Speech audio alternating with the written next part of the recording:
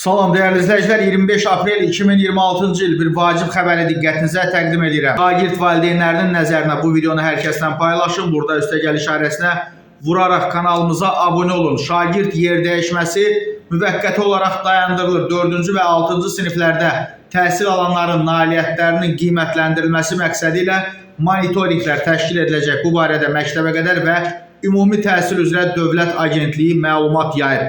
Bildirilib ki, monitorinqə hazırlıq mərhələsinin şəffaf və fasiləsiz təşkili məqsədi ilə 27 aprel saat 18:00-dan etibarən 4-cü və 6-cı siniflər üzrə şagirdlərin elektron yer dəyişməsi müvəqqəti olaraq dayandırılır. Həmin müddətə qədər sorğu yerləşdirən valideynlər 30 aprel saat 18:00-a qədər övladlarının sənədlərini yer dəyişmə etdikləri təhsil müəssisəsinə təqdim etməlidirlər.